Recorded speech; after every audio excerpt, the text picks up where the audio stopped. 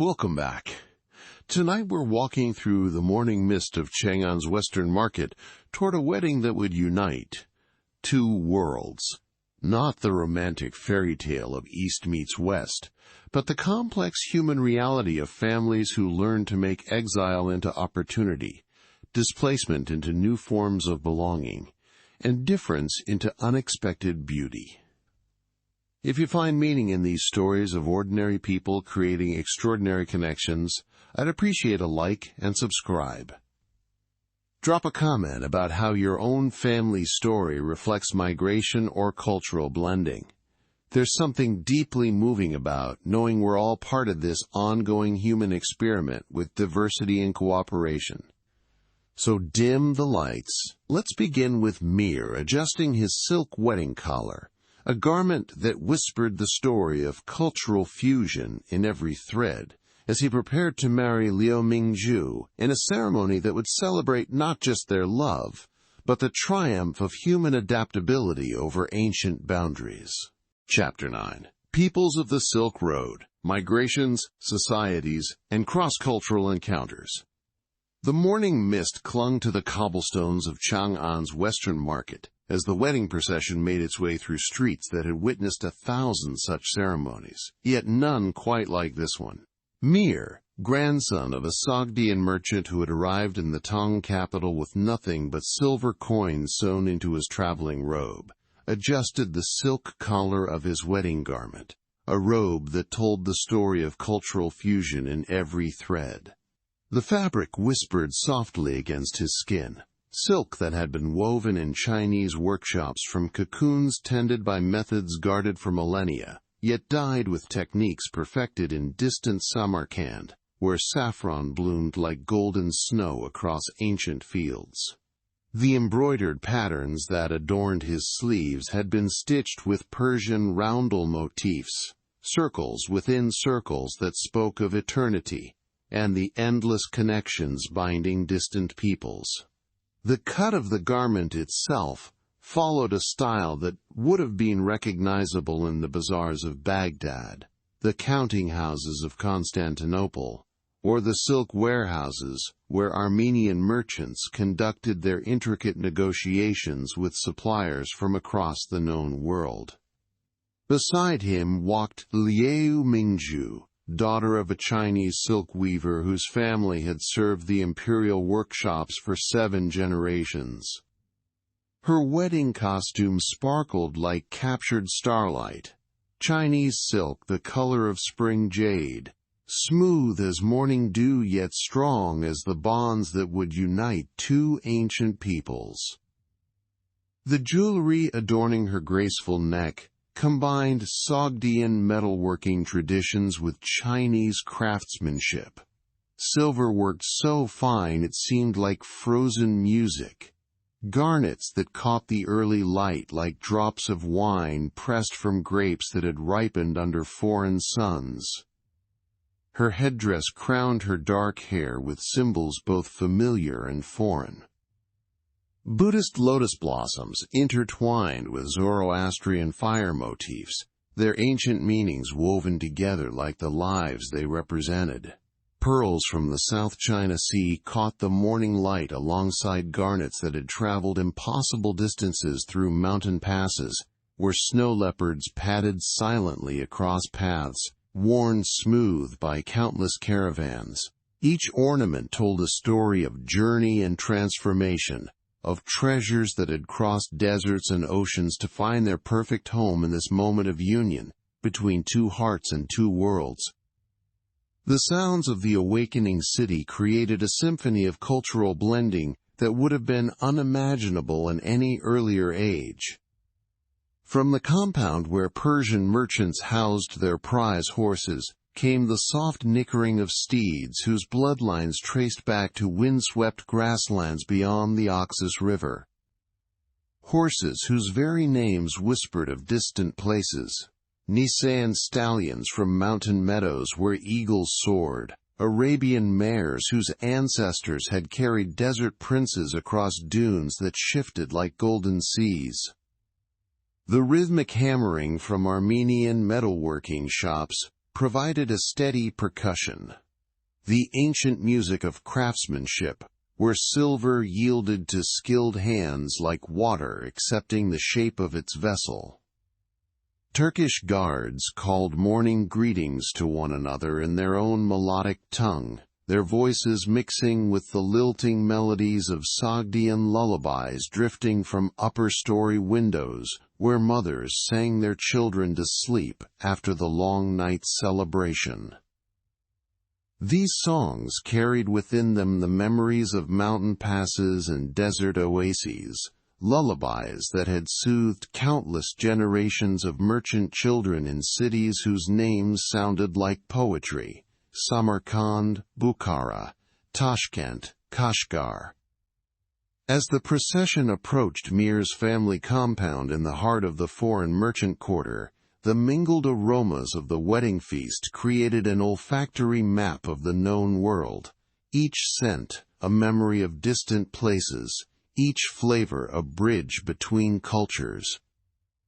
Steam rose from great bronze vessels where Chinese rice had been prepared with Persian saffron that bloomed like golden snow in distant fields, Indian cardamom pods that crackled with aromatic promise, and Central Asian dried fruits that had sweetened like honey under desert suns. Bread baked in the Sogdian manner, flat and dotted with nigella seeds like stars scattered across a midnight sky, shared oven space with Chinese mooncakes whose delicate crusts enclosed lotus seed paste sweet as first love. Armenian sweetbreads, shaped like twisted ropes, carried the blessing of ancient traditions, while wine from the grape-heavy valleys near Samarkand waited alongside rice wine that had aged in Chinese earthenware jars, vessels whose curved surfaces bore the fingerprints of artisans who had learned their craft from masters stretching back through generations beyond memory. Tea from the mountains of Fujian province steeped alongside aromatic herbs that Turkic traders brought from high pastures where yaks grazed beneath skies so blue they seemed like inverted oceans. The very air itself seemed infused with stories, each fragrance carrying whispers of the hands that had harvested, prepared, and transported these treasures across impossible distances to create this moment of shared celebration. The wedding ceremony itself would take place in a courtyard that embodied the architectural harmony emerging throughout the Silk Road world, a space where different building traditions had learned to speak the same language of beauty and function. Traditional Chinese wooden construction supported a roof whose upturned eaves had been decorated with motifs borrowed from Persian textile designs. Patterns that seemed to dance in the morning light like frozen music made visible. In one corner of the courtyard, Mir's grandfather had maintained a Zoroastrian fire altar where sacred flames had burned continuously for 30 years. Flames that danced like living prayers, tended with devotions offered in the ancient tongue of their Sogdian homeland. The fire spoke of eternal truths that transcended the boundaries between peoples, light that had illuminated the darkness for followers of Zarathustra since before memory began. Yet this altar shared space harmoniously with a small Buddhist shrine, where sandalwood incense created fragrant clouds that drifted across carved jade statues, their serene faces wearing expressions of peace that welcomed all seekers regardless of birth or background. A Chinese ancestral tablet completed this remarkable trinity of faiths, elegant calligraphy that recorded the names of Liu Mingju's forebears, stretching back through generations of silk weavers whose patient hands had created beauty from the humble offerings of tiny silkworms. The tablet spoke of continuity and respect for those who had come before, values that resonated across all the cultural traditions represented in this extraordinary space. The wedding guests who gathered in this courtyard represented nothing less than a living museum of Silk Road diversity, each face telling stories of journeys both geographical and cultural. Elder Sogdian merchants, their white beards carefully braided in the fashion of their homeland, conversed in rapid Sogdian with younger men who had been born in Chang'an but still took pride in their Central Asian heritage.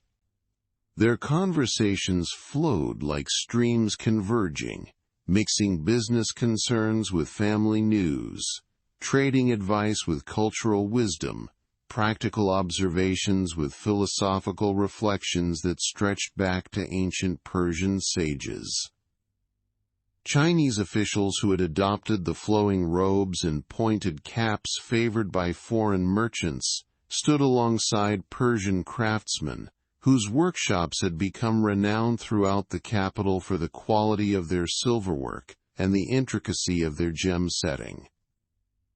Armenian traders, whose networks connected the markets of Chang'an to the great commercial centers of India and the Mediterranean world, compared the prices of silk with Turkish guards, whose families had traveled from the grasslands of Mongolia to serve in the Tang imperial army.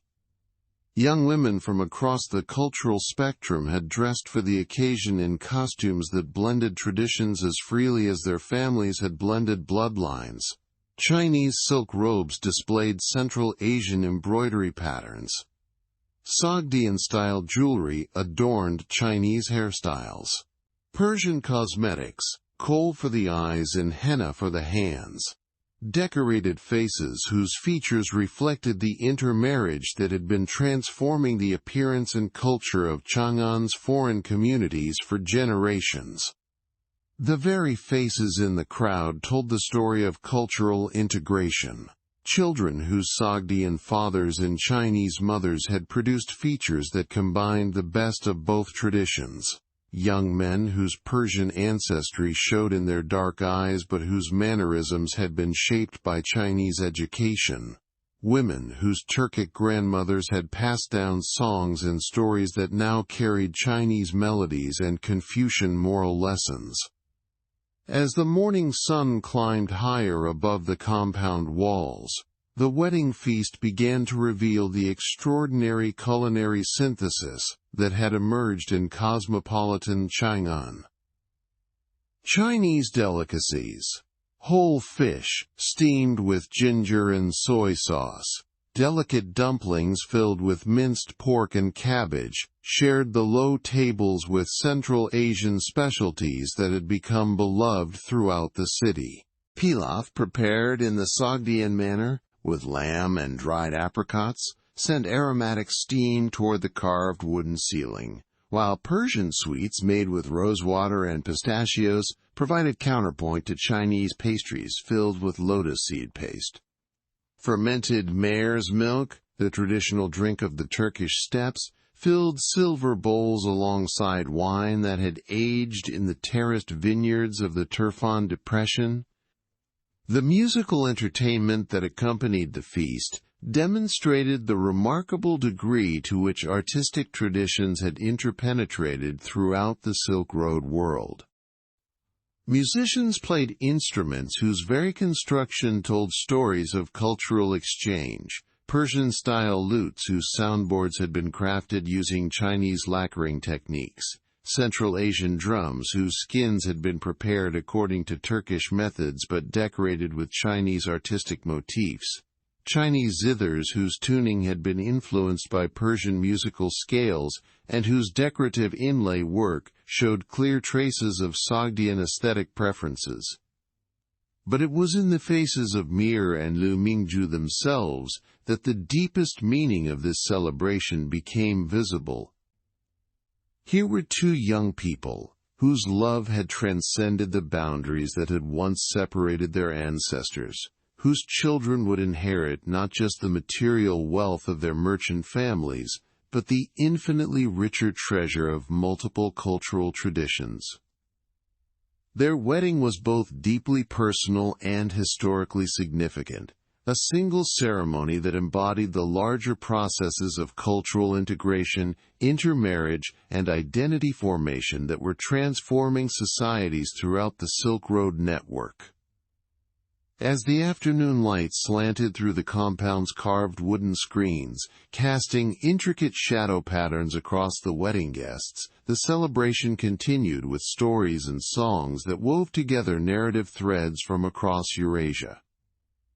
An elderly Sogdian merchant recounted the adventures of heroes from Central Asian epic poetry, but his tales had acquired Chinese literary techniques and moral frameworks during decades of telling and retelling.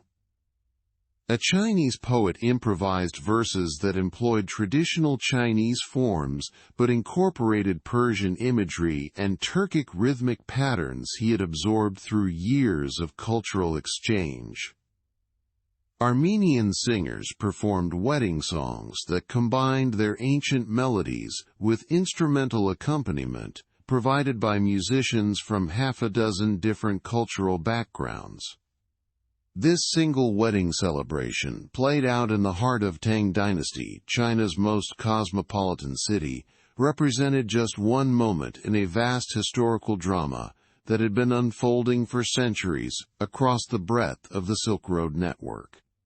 The processes of migration, cultural adaptation, intermarriage, and identity transformation visible in Mir and Liu Mingju's union were being repeated in countless variations throughout Central Asia, Persia, India, and beyond, creating new forms of human community that transcended traditional ethnic, religious, and linguistic boundaries, while preserving the most valuable elements of ancient traditions.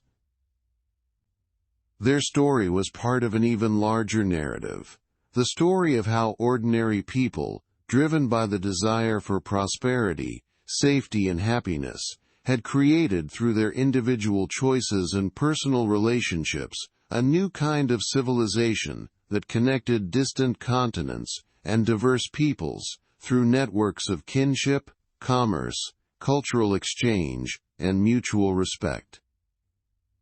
The wedding celebration in Chang'an's Western Market was thus both an ending and a beginning, the culmination of centuries of gradual cultural integration and the foundation for new generations who would carry forward the cosmopolitan values of Silk Road civilization. Yet this moment of harmony was only possible because of centuries of journeys, displacements, and new beginnings across the steppes. Stories of families who had learned to transform exile into opportunity, loss into discovery, and difference into unexpected forms of beauty. The seeds of movement, early migrations, and the birth of new worlds. Long before the great wedding celebration in Chang'an that embodied the mature flowering of Silk Road cultural synthesis, the foundations for such remarkable encounters had been laid through generations of displacement, adaptation, and gradual integration that began in the windswept grasslands of Mongolia and the oasis towns of Central Asia.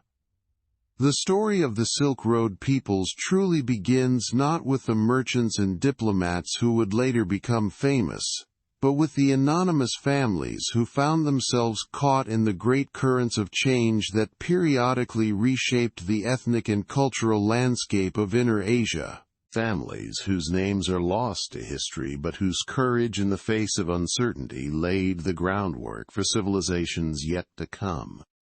In the autumn of 162 BCE, as the first snow dusted the peaks of the Altai Mountains like powdered silver scattered by divine hands, an elderly Yuezhi chieftain named Arshak stood on a hillside overlooking the Ili River Valley, watching the last of his people's wagons disappear westward into an uncertain future that stretched before them like an unwritten scroll. Behind him lay the graves of 3 generations of his ancestors, their burial mounds now marked only by standing stones that would weather countless seasons without the songs and ceremonies that had once honored the dead. Ahead lay exile, hardship, and the daunting challenge of rebuilding a way of life in unknown lands among unfamiliar peoples. The Xiongnu Confederation's victory had been swift and brutal, their superior military organization and mounted archers proving decisive against the Yuezhi's more traditional pastoral warriors. But defeat in battle was only the beginning of a transformation that would ultimately reshape the cultural geography of Central Asia and beyond. The Yuezhi, like dozens of other displaced peoples throughout the history of the Eurasian steppes, would discover that exile could become opportunity, that cultural loss could inspire creative adaptation, and that the bonds forged in shared adversity could prove stronger than the tribal loyalties of settled existence. In their wandering, they would encounter peoples who spoke different languages, worshipped different gods, and understood the world through different stories, yet who shared the fundamental human experiences of hope and fear, love and loss, the desire for security, and the yearning for meaning that transcend all cultural boundaries.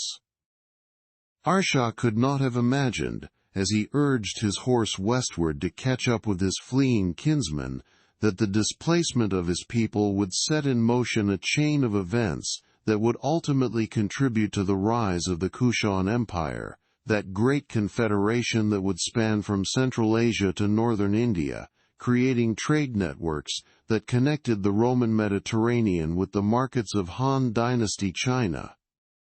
He could not have foreseen that Yuezhi descendants would become patrons of Buddhist art and thought, fostering the development of Gandharan sculpture that married Greek artistic techniques with Indian spiritual vision to create forms of beauty that had never before existed in the world.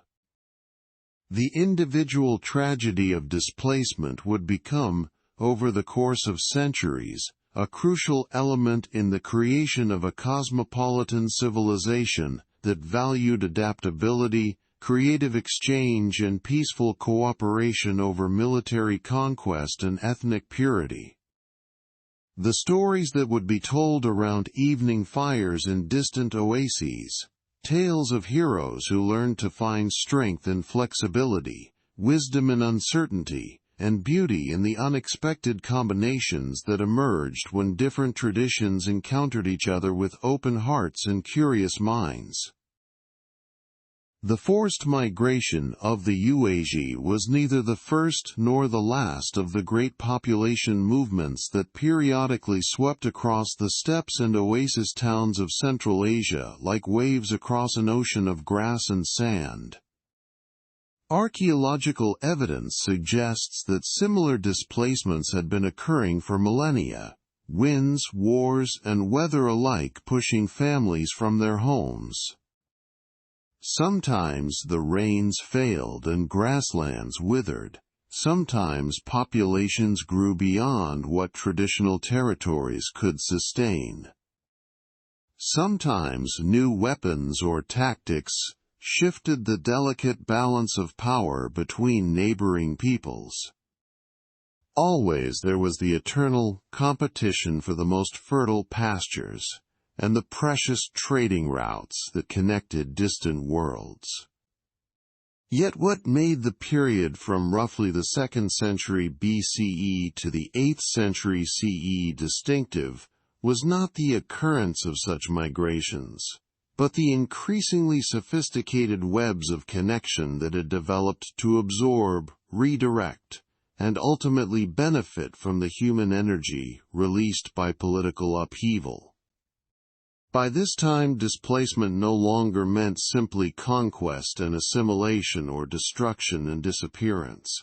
It could also mean transformation and opportunity, the chance to become something new and perhaps more valuable than what had been lost. The pattern established by the Yuezhi displacement would be repeated countless times over the following centuries, but with variations that reflected the growing complexity of Silk Road civilization. When Turkic tribes were displaced from the Orkhon River Valley by rival confederations, some moved westward to establish new political entities in the Tarim Basin, while others migrated southward to serve as military auxiliaries for Chinese dynasties or Persian empires. Each displacement created new possibilities for shared learning, intermarriage, and the exchange of technologies, artistic techniques, and religious ideas. The Sogdians, who would later become renowned as the premier merchants of the Silk Road, trace their origins to just such a displacement. Originally an Iranian-speaking agricultural people settled in the fertile river valleys of Transoxiana, they had been repeatedly conquered by larger empires, first the Achaemenids, then Alexander the Great, then the Seleucids, and finally a succession of nomadic confederations from the northern steppes. Rather than simply accepting the role of subject population, however, successive generations of Sogdians transformed their experience of political marginality into commercial advantage. By the 4th century CE, scattered Sogdian communities had established themselves throughout the trading network that connected China with the Mediterranean world. But these were not traditional colonies established through military conquest or state-sponsored settlement programs. Instead, they represented something new in human history. Voluntary threads of kinship stretching across continents, held together by shared language, commercial practices, and mutual loyalty, yet flexible enough to adapt to local conditions while maintaining their essential identity. A Sogdian merchant, traveling from his ancestral home in Samarkand to the Chinese capital of Chang'an in the 7th century, would have found familiar faces, familiar customs, and familiar business practices in every major trading center along his route. In Tashkent, he could stay with distant cousins who spoke his language and understood the complex credit arrangements that made long-distance trade possible. In Kashgar, he would find Sogdian temples where priests performed ceremonies according to ancient traditions, even as they incorporated local religious elements that helped build bridges with non-Sogdian neighbors. The letters discovered by archaeologists in the early 20th century provide intimate glimpses into the daily life of these scattered communities. Written by merchants, family members, and community leaders, they reveal a people struggling to maintain traditional values while adapting to radically changed circumstances. A letter from a Sogdian woman abandoned by her husband in the Chinese frontier town of Dunhuang speaks poignantly of her efforts to maintain Sogdian customs for her children, while learning Chinese language and customs necessary for survival in an alien environment. These personal documents also reveal the sophisticated commercial and shared rituals that connected Sogdian families across thousands of miles of difficult terrain. Business correspondence discusses not only prices and market conditions, but also family news, religious obligations, and community concerns that transcended immediate commercial interests. A merchant in Samarkand might send not only silk and silver to his agents in China, but also news of births and deaths, copies of religious texts, and instructions for maintaining proper ceremonial observances in distant settlements. The success of Sogdian adaptation depended largely on their willingness to embrace what modern scholars call cultural code switching, the ability to move fluidly between different environments while maintaining core identity and values. A Sogdian merchant might conduct business in Chinese while at the imperial court, speak Persian with Sassanid officials, use Turkish with nomadic confederations, and return to Sogdian for private family discussions and religious observances. This linguistic versatility reflected a deeper flexibility that allowed Sogdian communities to thrive in diverse political and social environments. But this adaptability required more than linguistic skill. Sogdian families developed sophisticated strategies for managing relationships with host societies that ranged from suspicious tolerance to enthusiastic embrace. In Tang Dynasty China, wealthy Sogdian families adopted Chinese architectural styles for their compounds while maintaining Zoroastrian fire altars in private courtyards. They sent their sons to Chinese schools to acquire the literary education necessary for advancement in imperial service, while ensuring that these same sons learned traditional Sogdian commercial practices and maintained connections with the broader kinship web. Intermarriage played a crucial role in these strategies, but it was managed carefully to preserve community cohesion while facilitating integration with local populations. Sogdian families often encouraged marriages between their daughters and Chinese men of merchant or official backgrounds, while bringing foreign wives into Sogdian households through carefully negotiated arrangements that respected both traditions.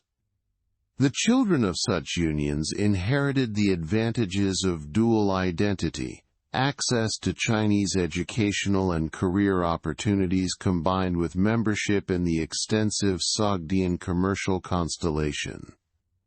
Archaeological evidence from Sogdian family tombs in China reveals the material culture of successful synthesis.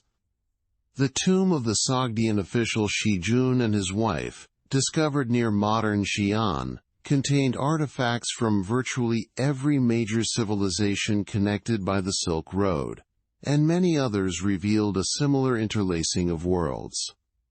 Burial objects combine Chinese artistic techniques with Central Asian decorative themes, Persian religious symbols with Chinese literary inscriptions, Indian precious stones with local metalworking traditions, creating new forms of beauty that transcended their individual cultural origins. The transformation of displaced peoples into cultural intermediaries was not unique to the Sogdians, though they perhaps achieved the most spectacular success in this role. Throughout the Silk Road network, communities that had lost traditional political structures developed new identities based on commercial specialization, religious affiliation, or cultural services that made them valuable to diverse host societies. Jewish communities, scattered by persecution and conquest, became skilled in languages, currencies, and commercial law that made them indispensable as interpreters and intermediaries in complex international transactions. Armenian merchants, displaced by the recurring warfare between Persian and Byzantine empires, developed expertise in silk trade that eventually made them dominant in commercial networks connecting India with Europe. The Sogdian Revolution, creating networks of trust. As dawn broke over the ancient city of Panjikent in the summer of 719 CE, the sounds drifting from the merchant quarter told the story of a commercial revolution that had transformed the face of international trade.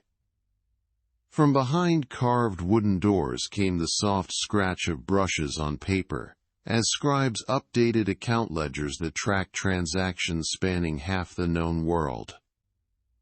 The gentle clink of silver being weighed and counted provided rhythmic accompaniment to conversations conducted in half a dozen languages, while the creaking of laden camels and the calls of caravan leaders preparing for departure created the familiar music of a community whose lifeblood flowed along the great trading routes.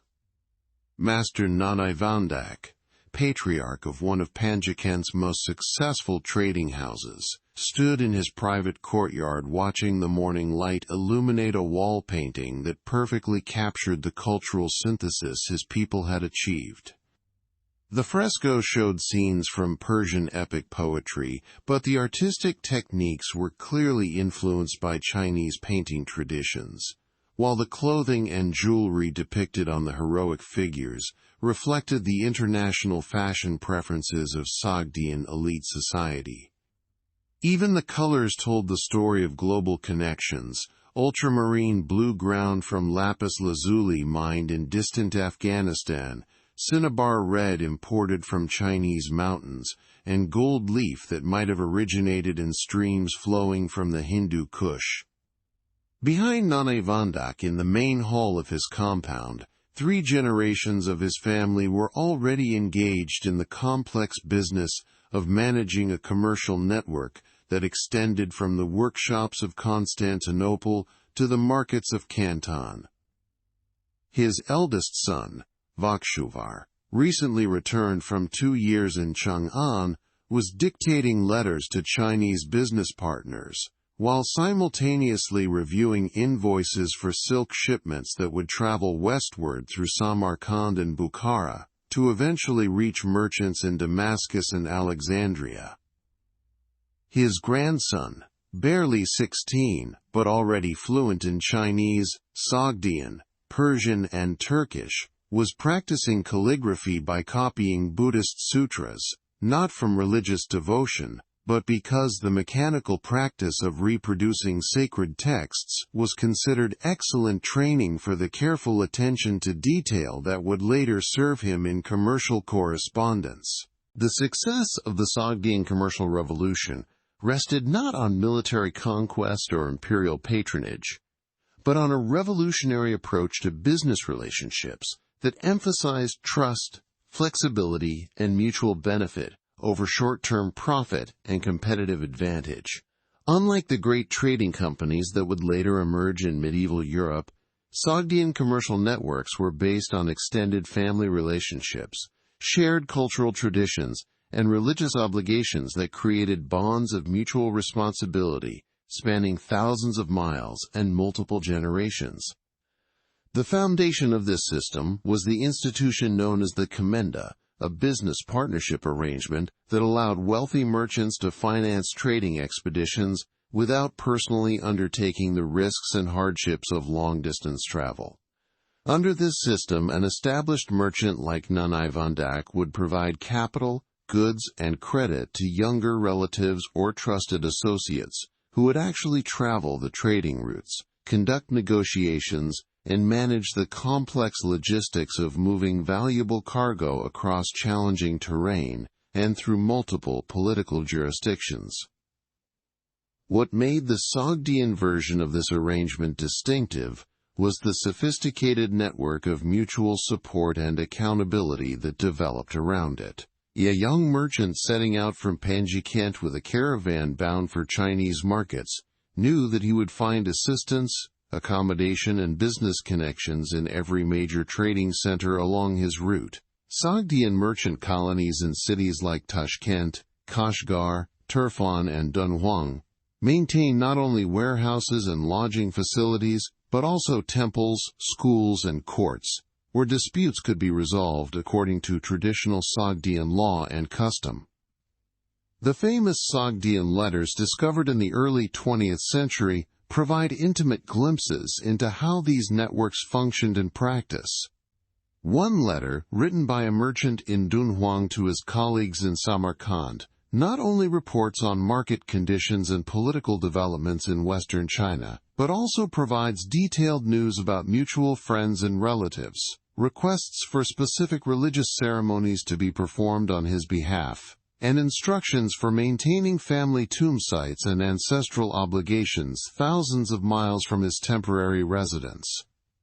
These letters reveal a community that had developed sophisticated methods for maintaining cultural cohesion across vast distances and extended periods of separation. Religious festivals were coordinated among distant communities through advance correspondence. Marriages were arranged through networks of family representatives operating throughout the trading system. Educational materials, including copies of sacred texts and secular literature, circulated regularly among Sogdian settlements to ensure that children growing up far from their ancestral homeland would nevertheless acquire proper cultural and linguistic training. The linguistic versatility of Sogdian merchants became legendary throughout the Silk Road network. A successful trader was expected to conduct business in Chinese while at the Tang court, negotiate in Persian with Sassanid officials, communicate in various Turkic languages with nomadic confederation leaders, and maintain correspondence in Sogdian with other members of the diaspora community.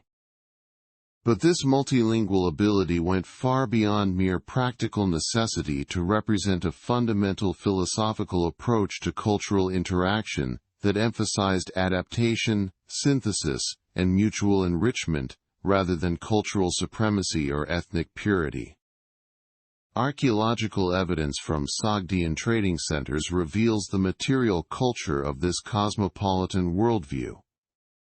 Sogdian artisans developed distinctive decorative styles that incorporated motifs from Persian textiles, Chinese ceramics, Indian sculpture, and Byzantine metalwork, while maintaining recognizably Sogdian aesthetic principles. Sogdian religious practices showed similar synthetic characteristics, with Zoroastrian fire temples incorporating architectural elements derived from Buddhist and Chinese traditions, and ceremonial objects that combine sacred symbols from multiple religious traditions.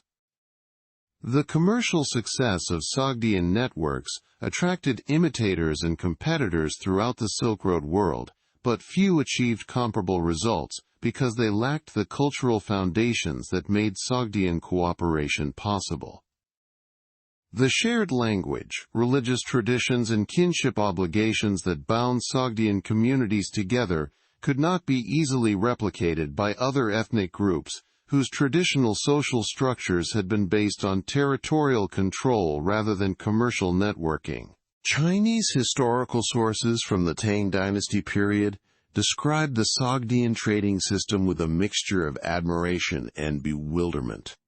Chinese officials appreciated the efficiency and reliability of Sogdian commercial services, but they struggled to understand how a people with no unified political structure, no territorial base, and no military power could exercise such influence over international trade networks. One Tang Dynasty chronicler noted that the Sogdians are scattered like stars across the heaven, yet they move together like a single constellation. The sophisticated credit and banking arrangements developed by Sogdian merchants revolutionized long-distance trade by making it possible to transfer value across great distances without physically moving precious metals or other valuable goods. A merchant in Constantinople could deposit silver with Sogdian agents and receive credit that could be drawn upon by his business partners in markets as distant as Korea or India. These arrangements required extraordinary levels of trust and cooperation, since the communications delays inherent in ancient transport systems meant that verification and collection processes might take months or even years to complete. The religious dimension of Sogdian commercial culture provided crucial support for these trust-based relationships. Zoroastrian ethical teachings emphasized the sacred nature of contracts and the moral obligations inherent in business relationships. Merchants who violated their agreements faced not only economic consequences but also religious sanctions that could result in exclusion from temple activities and community ceremonies. These religious sanctions were particularly effective because Sogdian communities were small enough that social ostracism represented a severe penalty for commercial misconduct. Sogdian women played crucial roles in maintaining the cultural and commercial networks that made this system possible. While men traveled the trading routes, women often managed the domestic enterprises that provided steady income during the intervals between major trading expeditions. They also maintained the social relationships that held diaspora communities together, organizing religious celebrations, arranging marriages, and ensuring that children received proper cultural education. The letters of Mune, a Sogdian woman stranded in Dunhuang, provide poignant testimony to the burdens carried by women who found themselves responsible for maintaining Sogdian cultural traditions under difficult circumstances, far from their ancestral communities. The artistic and cultural achievements of Sogdian civilization during its commercial golden age reflected the cosmopolitan values that made their trading networks possible. Sogdian literature incorporated narrative techniques borrowed from Persian epic poetry, Chinese historical writing, and Indian religious texts, while developing distinctive literary forms that could communicate across cultural boundaries. Sogdian music and dance became popular throughout the Silk Road world, with the energetic Sogdian whirl becoming a cultural sensation in Tang Dynasty China, and Sogdian musical instruments appearing in court orchestras from Korea to Byzantium. But the greatest achievement of Sogdian commercial culture was perhaps its demonstration that economic prosperity and cultural diversity could be mutually reinforcing rather than competitive. Sogdian trading networks succeeded precisely because they brought together people from different backgrounds, with different skills, different languages, and different perspectives on the challenges of long-distance commerce. Rather than trying to impose uniformity on this diversity, Sogdian merchants developed institutional frameworks that could harness cultural differences as sources of commercial advantage, while maintaining enough shared values to enable cooperation and trust. In the great port city of Siref, on the northern shore of the Persian Gulf, the summer of 638 CE brought news that would reshape the commercial landscape of the known world. Hormizd, a Persian merchant whose family had served Sassanid royalty for 5 generations, stood on the flat roof of his trading compound, watching ships from India and Ceylon unload their precious cargoes, while contemplating the reports that had arrived with the morning's caravan from the north. The armies of Islam had conquered Ctesiphon, the Sassanid capital, and the last Sassanid emperor was fleeing eastward into Khorasan. An empire that had endured for 4 centuries, that had challenged Rome and Byzantium for control of the silk trade, was collapsing with startling rapidity. Yet as Hormizd surveyed the bustling harbor below his compound, where Chinese junks anchored alongside Arab dhows, Indian vessels beside Byzantine galleys, he saw something that neither conquering armies nor collapsing dynasties could easily destroy: the vast webs of relationship that Persian merchants had woven throughout the Indian Ocean and across the overland routes of Central Asia. These connections had grown far beyond their Sassanid origins to become self-sustaining systems of exchange that linked peoples and cultures across 3 continents. The political structures that had originally fostered their development might disappear, but the relationships, the institutions, and the shared understandings they had created would endure and adapt. The Persian contribution to Silk Road civilization extended far beyond the familiar image of carpet merchants, or the exotic luxury goods that moved through Persian territory on their way between China and the Mediterranean world. For over 4 centuries, the Sassanid Empire had served as a crucial laboratory where artistic techniques, religious ideas, technological innovations, and commercial practices from across Eurasia were combined, refined, and redistributed throughout the trading network. Persian merchants, artisans, and intellectuals had developed distinctive approaches to creative synthesis that influenced everything from textile design and architectural decoration to religious philosophy and scientific methodology. Hormizd's own family history exemplified this pattern of gradual network expansion. His great-grandfather had begun as a local merchant in Fars province, trading agricultural products and crafts within the Persian heartland. His grandfather had expanded operations to include trade with India, establishing partnerships with Gujarati merchants who could provide access to spices, precious stones, and exotic textiles. His father had further extended the family constellation to include connections with Sogdian merchants who controlled much of the overland trade with China, while also developing relationships with Armenian and Syrian traders, who could facilitate access to Mediterranean markets. By Hormiz's generation, the family trading house operated from permanent bases in over a dozen cities scattered across the Indian Ocean and Central Asian trade routes. Each base was managed by family members or trusted associates who understood not only the commercial aspects of their operations, but also the delicate negotiations necessary for successful business relationships with diverse local communities.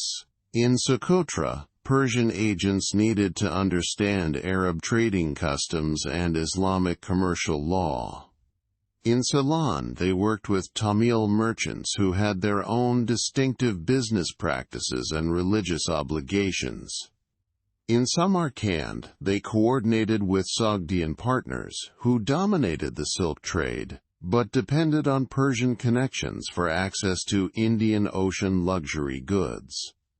The creative synthesis that emerged from these extensive commercial relationships was perhaps most visible in the extraordinary artistic achievements of late Sassanid Persia. In Hormiz's own compound, he treasured a silver plate that perfectly embodied this cultural flowering. A hunting scene executed with technical mastery that reflected centuries of Persian metalworking tradition, yet enriched with Chinese dragon motifs winding through Persian royal banquets, Indian lotus patterns blooming alongside Central Asian animal figures.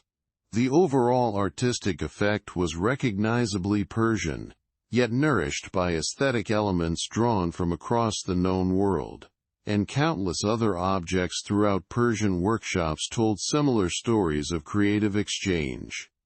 Persian religious and philosophical traditions showed similar synthetic characteristics.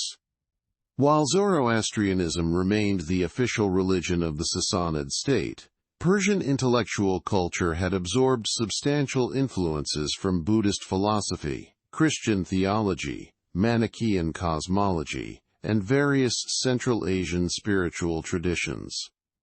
These influences were not simply borrowed wholesale, but were carefully woven together with traditional Persian religious concepts to create new forms of spiritual understanding that could appeal to the culturally diverse audiences encountered in Persian trading networks. The Persian language itself became a vehicle for this synthesis throughout much of the Silk Road world. Persian literary works incorporated narrative techniques from Indian epics, Chinese historical writing, and Central Asian oral traditions, while developing distinctive Persian poetic forms that could communicate across boundaries. Persian served as the diplomatic language for courts from India to Central Asia, and Persian translations made important philosophical and scientific texts available to audiences who might not otherwise have had access to this knowledge. As Hormiz watched the sunset paint the Persian Gulf in shades of gold and crimson, he understood that the decline of Sassanid political power would mark not an end but a transformation of Persian influence throughout the Silk Road network. Many Persian merchants and craftsmen would migrate to India, Central Asia, or China, where they would establish new communities that continued to serve as centers of exchange and innovation. Persian artistic techniques, commercial practices, and intellectual traditions would be absorbed into Islamic civilization, where they would contribute to the remarkable flowering of medieval Islamic culture, while continuing to connect distant peoples through threads of shared understanding and mutual respect. The Armenian diaspora, constellation of faith and fortune. The dusty courtyard of the Serb Astvatsatsin monastery in New Julfa stirred to life as the first light of dawn illuminated the Armenian quarter of Isfahan, casting long shadows across the distinctive Kachkar's carved stone crosses that marked this community as unmistakably different from their Persian neighbors. It was the spring of 1672, and Haik Shahramanian, youngest son of one of New Julfa's most prosperous merchant families, was preparing for a journey that would take him through the great bazaars of Smyrna and Constantinople to the counting houses of Amsterdam and London. At barely 23 years of age, he carried with him not only the commercial expertise accumulated through 5 generations of family trading experience, but also the quiet confidence of a people who had learned to transform displacement into opportunity and exile into entrepreneurial advantage. As Hake knelt before the altar of the monastery church for a final blessing from the traveling priest who would accompany his caravan as far as Aleppo, the flickering candlelight revealed frescoes that told the story of his people's remarkable journey from ancient Armenia to their current position as masters of global commerce.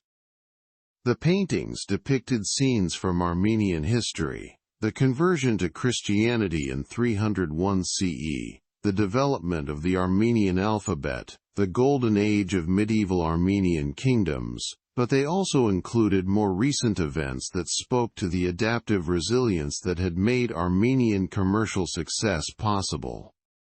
One panel showed the forced march of 1604, when Shah Abbas had relocated entire Armenian communities from their ancestral homeland to Isfahan, creating what would become the nerve center of the most extensive trading web in the pre-modern world. The Armenian transformation from a defeated population of deportees to the dominant force in international silk trade represented one of the most remarkable chapters in Silk Road history. Unlike the Sogdians, whose commercial threads of connection had developed gradually over centuries of voluntary migration, or the Persians, whose trading activities had been supported by imperial resources and political stability, the Armenians had created their global commercial empire in less than a century, building upon the foundations of shared religious faith, bonds of kinship, and the hard-learned lessons of cultural survival under foreign rule.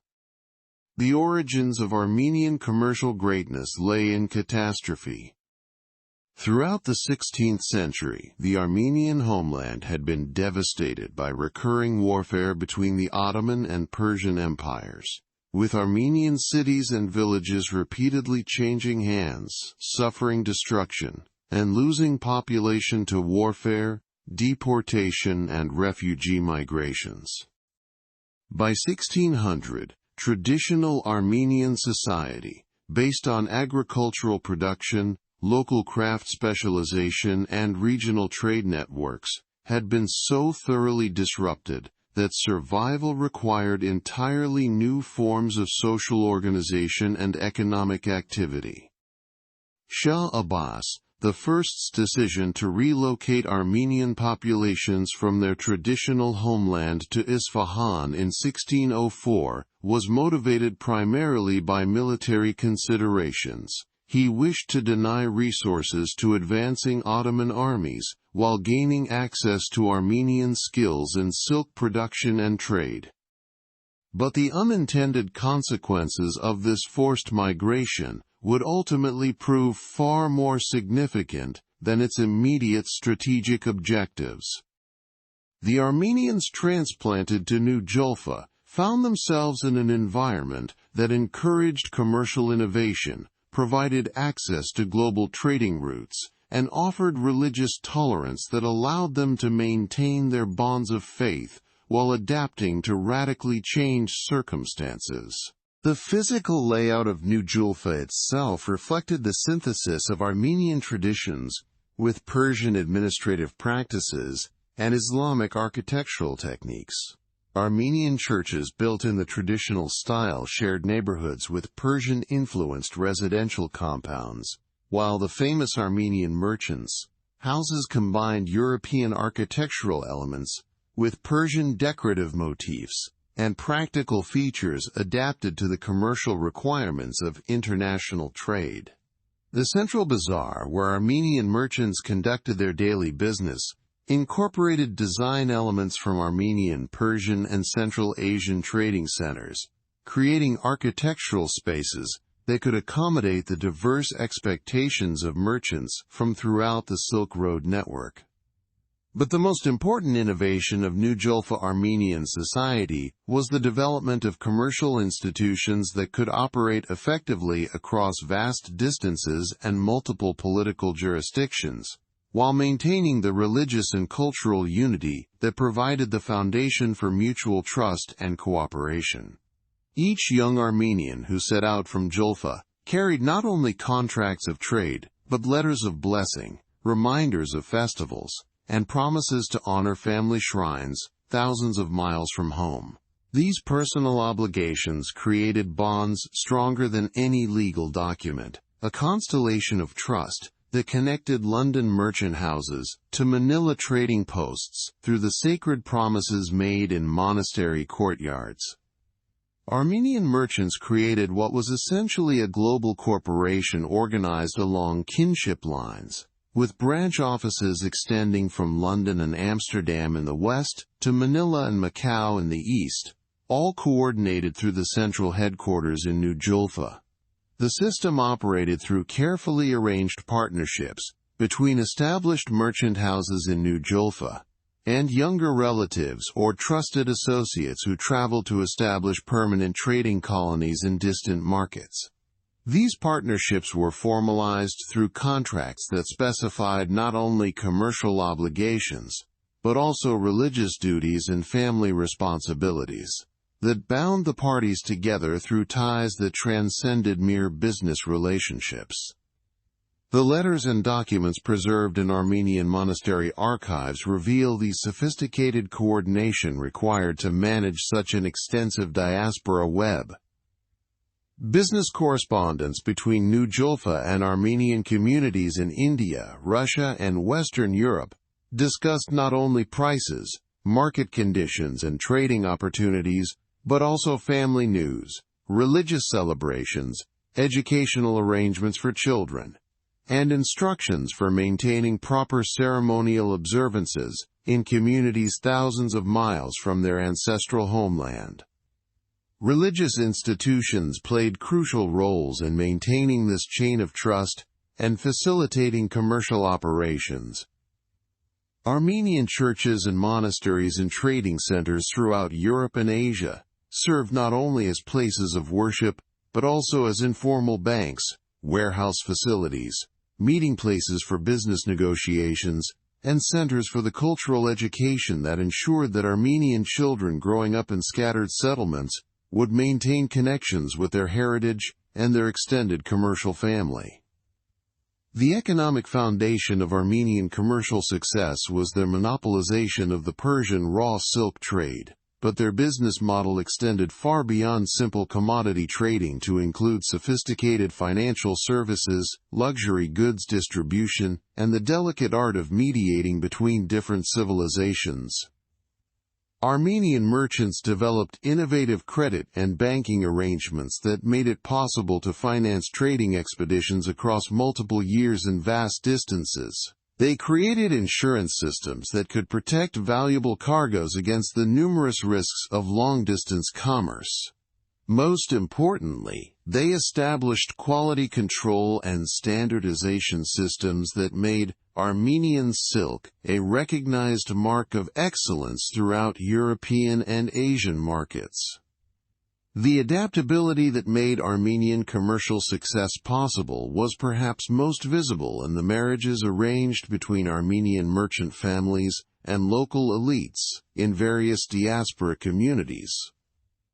These marriages were carefully planned to balance the maintenance of Armenian traditions with the practical advantages of local political and commercial connections. Armenian families in Venice might marry their daughters to Italian nobles while ensuring that their sons married Armenian women who could maintain traditional customs and religious practices. Armenian merchants in India formed marriage alliances with local Christian communities, while maintaining connections with the broader Armenian web through religious and commercial channels. The children of these marriages inherited the advantages of dual identity, fluency in local languages and customs combined with membership in the Armenian commercial constellation access to European educational opportunities, balanced with understanding of Asian trading practices, and the ability to move fluidly between different worlds while maintaining core Armenian values and loyalties. The material culture of Armenian diaspora communities reflected this sophisticated cultural balancing act.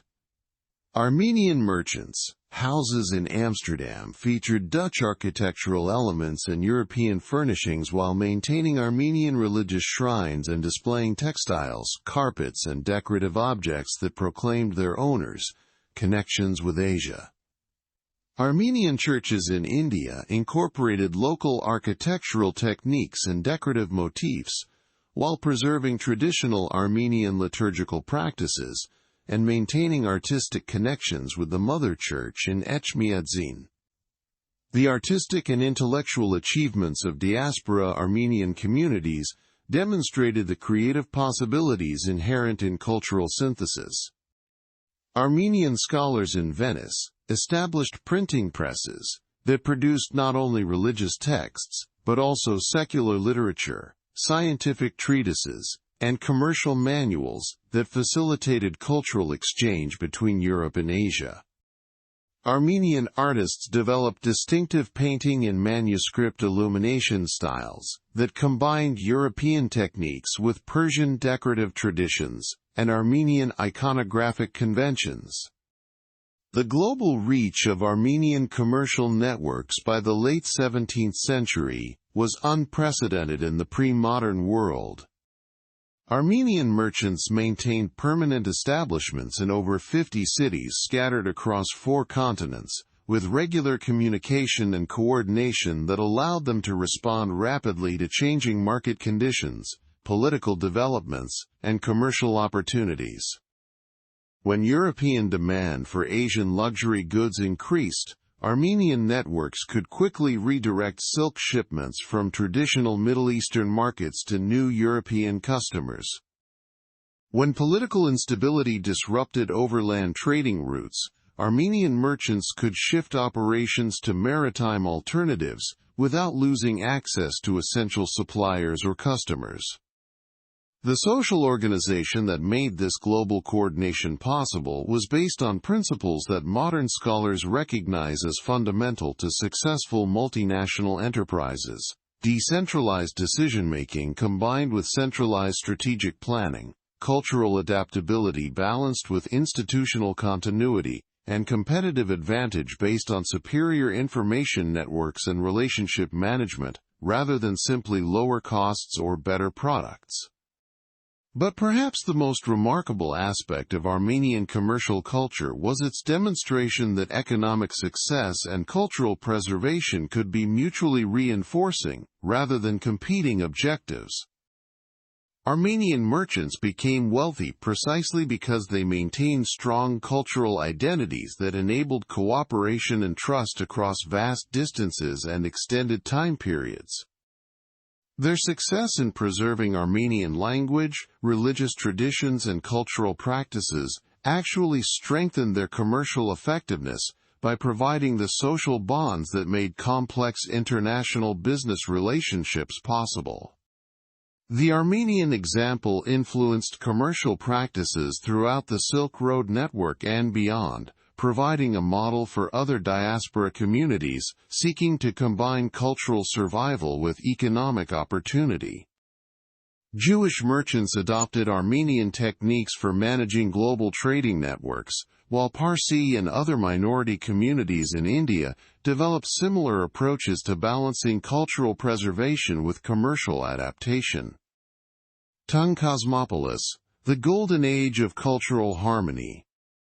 The great bell of the duchy and temple had just finished tolling the hour of the horse when Li Mingshan, a Tung court official whose great-grandmother had been a Sogdian princess, made his way through the crowds thronging Chang'an's West Market toward his afternoon appointment with Ambassador Peruz, the Persian envoy who had arrived the previous week, with a caravan carrying tribute from the distant Sassanid court.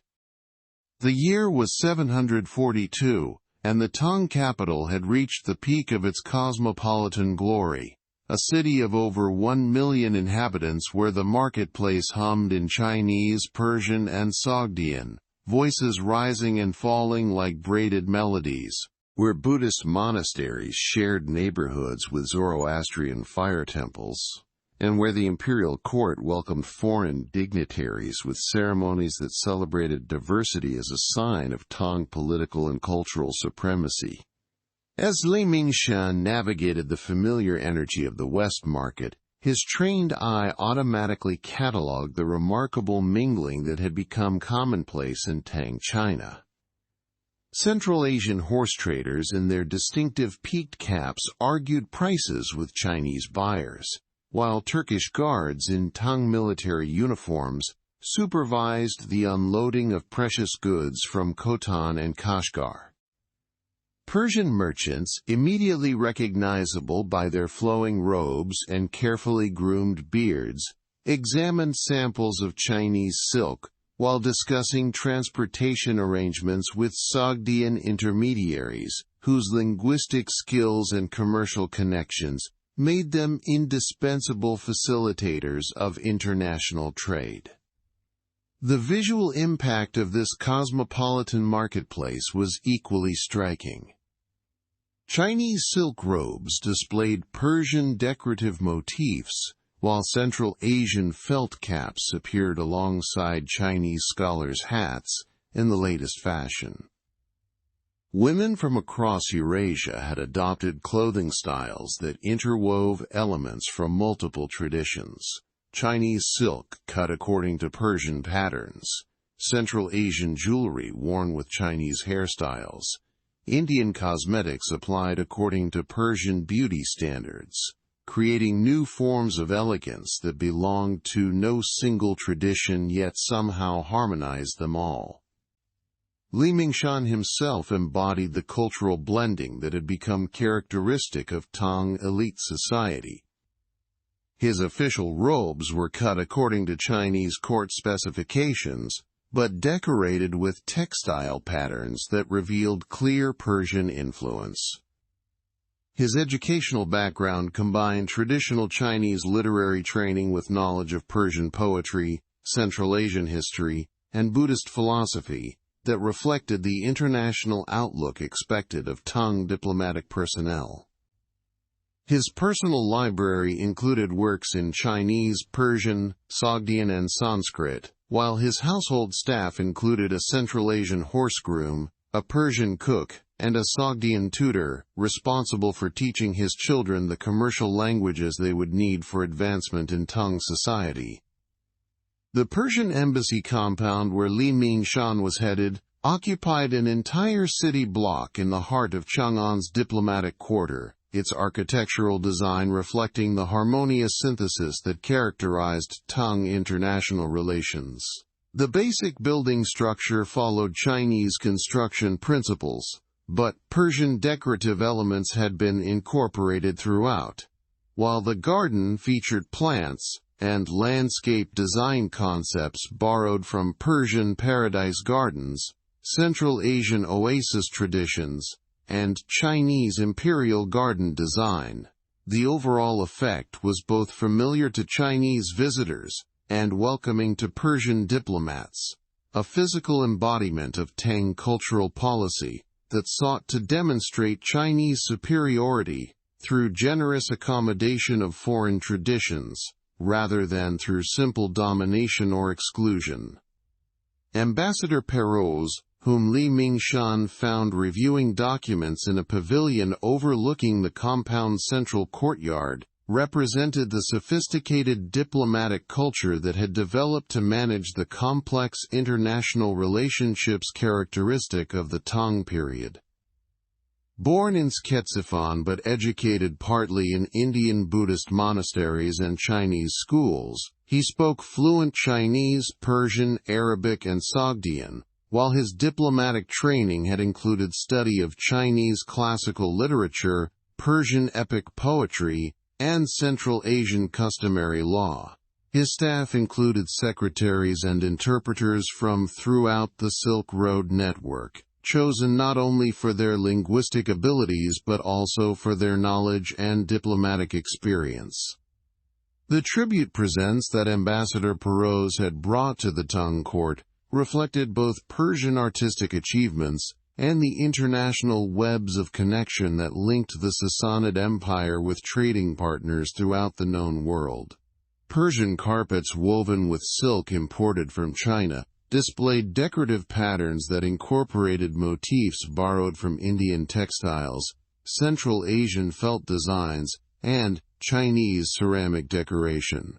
Persian metalwork featured precious stones from Ceylon, Afghanistan, and the Caucasus Mountains, while Persian glass vessels demonstrated techniques that had been influenced by Syrian craftsmen, Egyptian glazing methods, and Chinese ceramic innovation.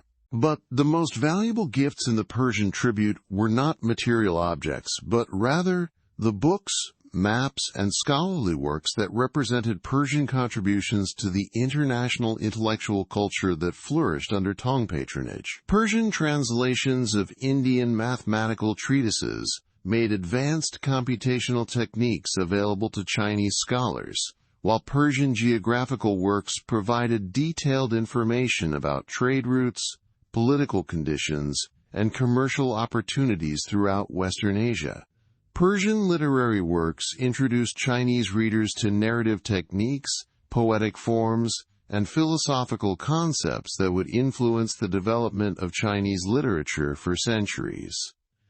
The intellectual exchange that characterized Tang international relations was not limited to formal diplomatic presentations, but permeated every level of society through the extensive foreign communities that had established permanent residence in Chinese cities.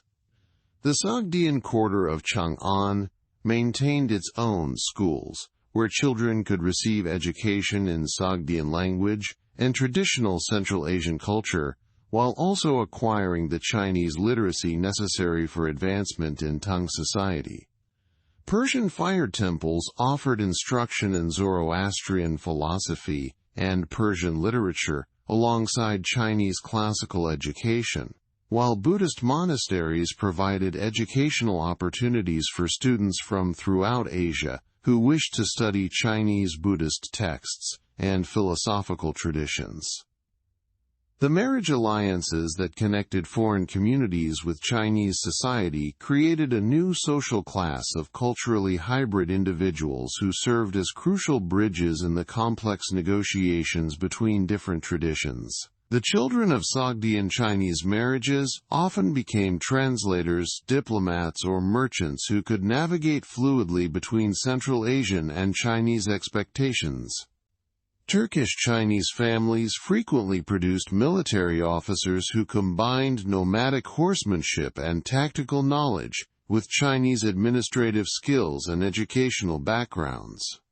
Persian Chinese marriages created intellectuals, artists, and religious teachers who contributed to the flowering of Tang synthesis. Li Mingshan's own family history exemplified these patterns of cultural interweaving. His Sogdian great-grandmother had been married into a Chinese merchant family as part of a commercial alliance that gave Chinese silk producers access to Central Asian trading routes, while providing Sogdian merchants with reliable suppliers of high-quality textiles. His grandfather had served as a diplomatic interpreter, using his bilingual abilities and bicultural understanding to facilitate negotiations between Tang officials and Central Asian rulers. His father had combined inherited commercial connections with Chinese educational credentials to build a successful career in imperial service, while Li Mingshan himself had used his multicultural background to specialize in Persian affairs and international trade policy. The artistic and cultural achievements that emerged from this cosmopolitan environment represented new forms of creative expression that transcended traditional boundaries while creating aesthetic experiences of unprecedented richness and sophistication. Tang poetry incorporated Persian imagery and Central Asian narrative techniques, while maintaining recognizably Chinese poetic structures and philosophical orientations. Tang music featured instruments from throughout Asia: Persian lutes, Central Asian drums, Indian flutes, while developing new compositional techniques that could accommodate diverse musical traditions within unified artistic works. The famous Tang ceramic tradition known as San Kai, three-color glazing, demonstrated similar synthetic principles in the visual arts. The basic ceramic techniques were Chinese, but the decorative motifs often incorporated Persian hunting scenes, Central Asian animal figures, and Indian religious symbols, while the glazing colors themselves were achieved through chemical processes learned from Persian and Central Asian craftsmen. The resulting ceramic works were recognizably Chinese, yet enriched by aesthetic elements drawn from across the Silk Road network. The religious life of Tang society showed perhaps the most remarkable degree of cultural harmony, with Buddhist, Taoist, Zoroastrian, Manichaean, and Nestorian Christian communities not only coexisting, but actively engaging in philosophical dialogue and theological exchange. Buddhist monasteries in Chang'an welcomed foreign scholars and maintained extensive libraries that included texts in multiple languages and from diverse religious traditions. Zoroastrian fire temples served not only Persian merchants, but also Chinese converts who had been attracted by Persian philosophical concepts, while Nestorian churches provided spiritual services for Christian communities from throughout Western Asia. The imperial court itself became a showcase for this remarkable confluence, with ceremonies that deliberately incorporated elements from multiple traditions to demonstrate Tang China's position as the cultural center of the civilized world.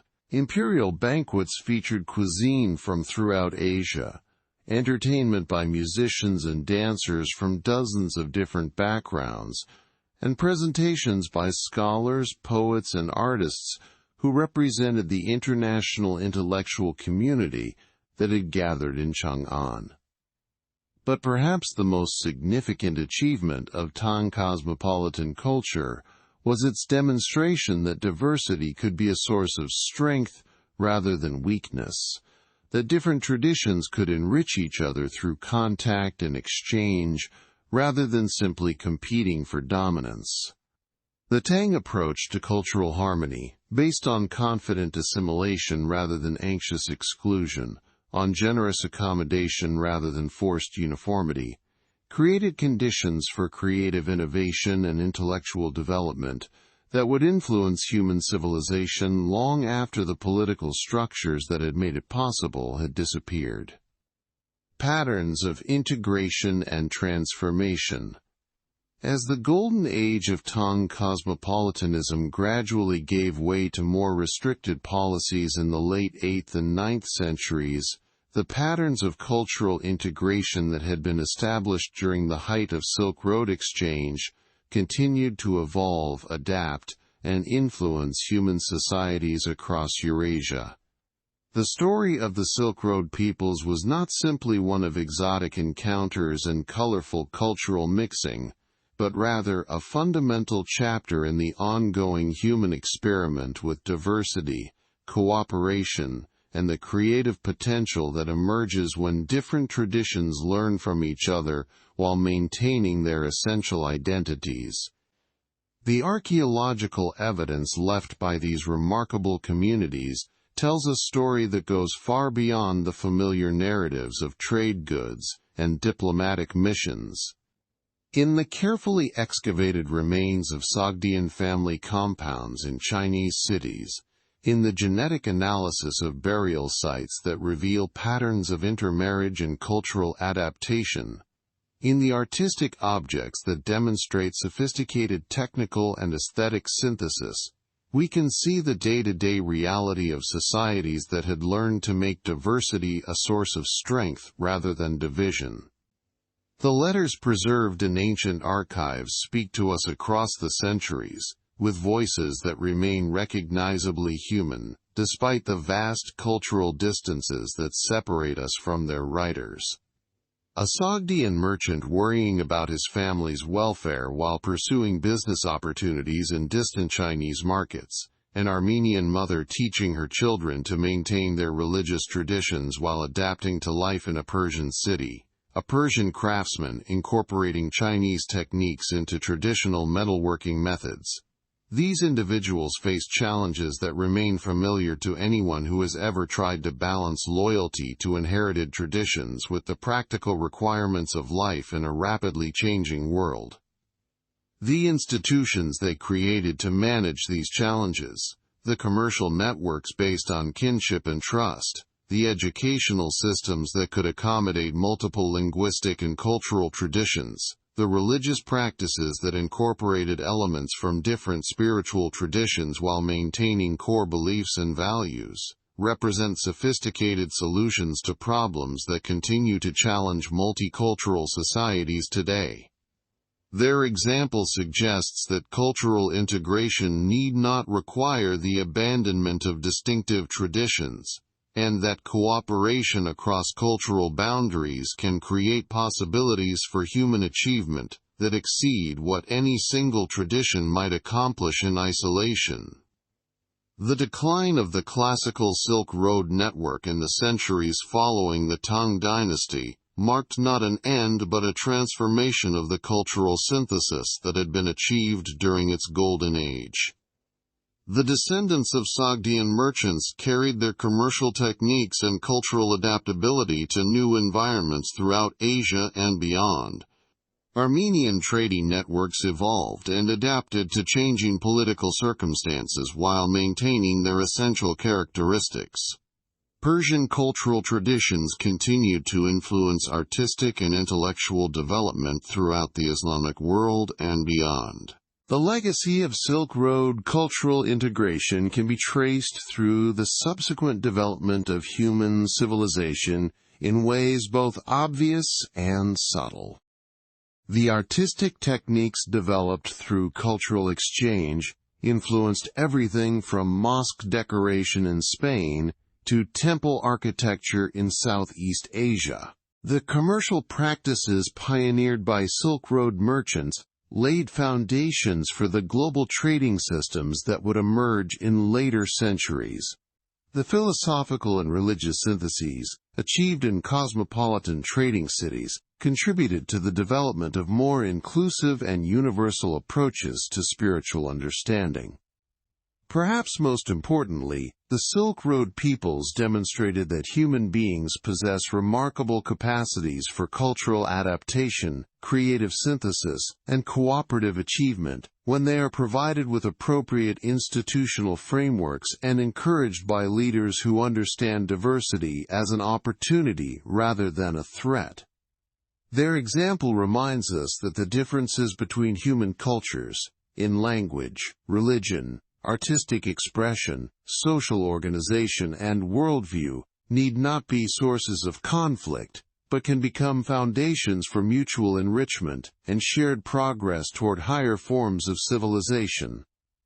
The wedding celebration in Tang Dynasty Chang'an, with which our story began, was thus not merely a personal occasion, but a symbol of humanity's potential for transcending the boundaries that too often divide us from each other. In the union of Mir and Liu Mingju, we see reflected the larger unions, cultural, commercial, intellectual, and spiritual, that connected the peoples of the Silk Road in networks of mutual benefit and mutual respect that enriched the lives of all participants, while creating new possibilities for human achievement and understanding. Their story continues in every act of cultural bridge building, every moment when people from different backgrounds choose cooperation over conflict, every effort to preserve the best of traditional wisdom while remaining open to learning from others.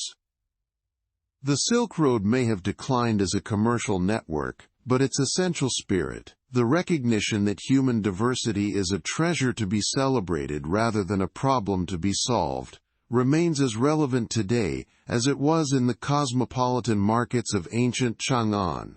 the trading compounds of medieval Samarkand, or the monastery courtyards of distant Dunhuang, where monks and merchants gather to share stories of their journeys through the vast and wonderful diversity of human experience.